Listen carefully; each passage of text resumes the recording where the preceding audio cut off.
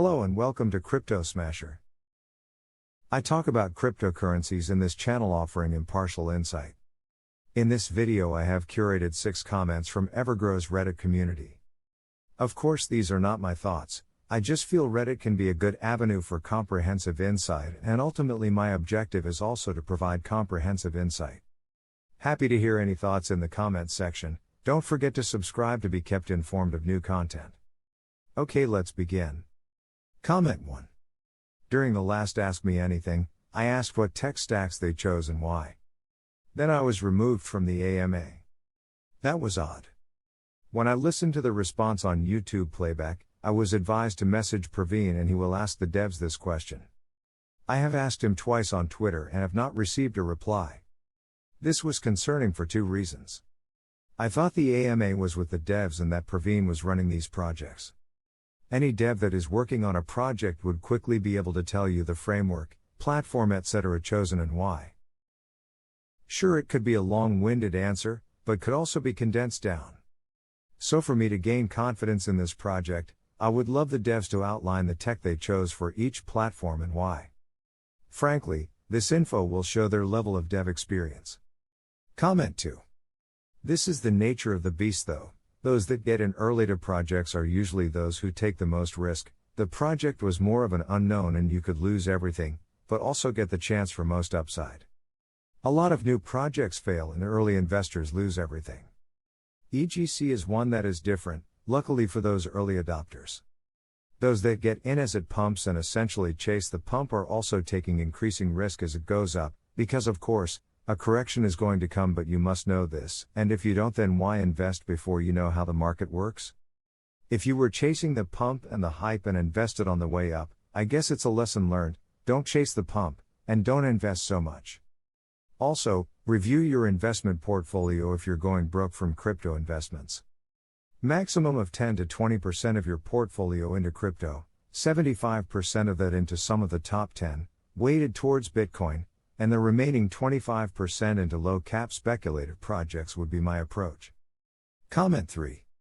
Basically anyone who bought any EverGrow coins after October 27th, which is at least 90% of holders based on the wallet data, is 80% down, so you're in huge company. People who bought before that are still at the very least even, and most are sitting very pretty because they bought in early enough to be immune to the current price action.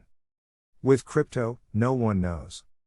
Market predictions are unreliable because they can't account for the innumerable variables that impact the crypto space, and Reddit subs are notoriously biased as a self-selected population, so not the greatest source of information for future performance. We thought with SEX the price would skyrocket and it was the reverse.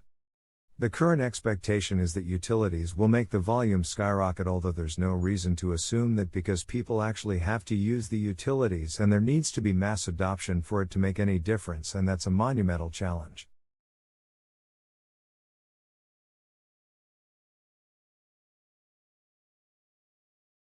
EverGrow has not done any marketing really, but is sitting on plenty of money to do that, which would help, but they're strategically waiting for now. My worry is even with marketing that people will look at the chart and not be impressed. The EGC team has always seemed very impressive, which hopefully can overcome these issues in the future, but I think it will be a very slow process. As someone else said, if you're in it for the long haul there's no need to watch the chart daily. I haven't sold any EGC and don't plan to, but I watch the chart regularly, but I admit that's fairly masochistic. Comment 4. The next 3 comments are about how EverGrow's utility project Crater, the creator's channel, will stay relevant and compete with the likes of YouTube, OnlyFans and other creator channels. Everyone is holding out for utilities but say they come out tomorrow, so what? Nobody needs those utilities. A game, a marketplace and Crater.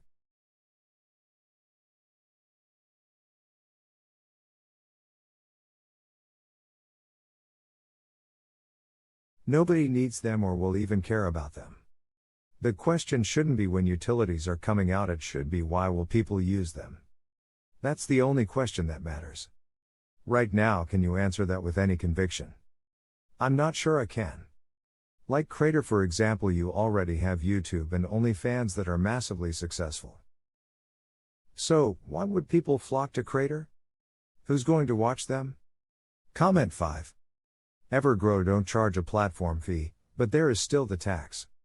Consumer buys coin, lose 14%, consumer pays creator, lose 14%, creator cashes out to a useful currency that can be used outside EGC, lose another 14%, overall loss 52%. Plus it's a very visible loss that consumers will see when they buy their coins. Whereas platform fees are invisible to them. OnlyFans charges 20% or so.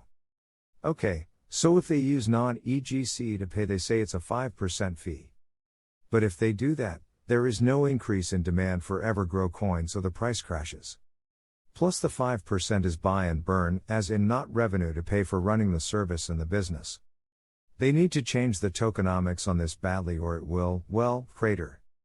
Comment 6. Unfortunately, so many people are immature investors and blinded by the shiny object, they scream and yell and stick their head in the sand. And competing on price is often a weak business proposition. EverGrow can work and be successful, very much so. But it's still flimsy.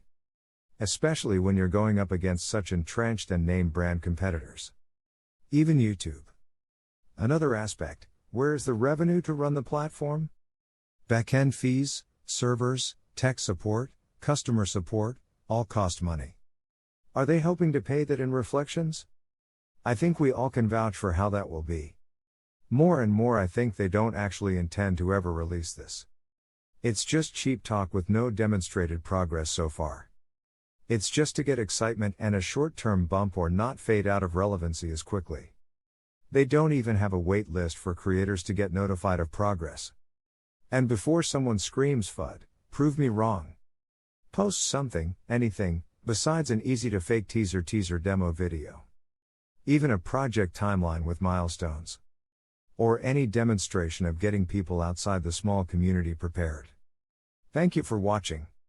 Don't forget to like, share and subscribe if this is your kind of content.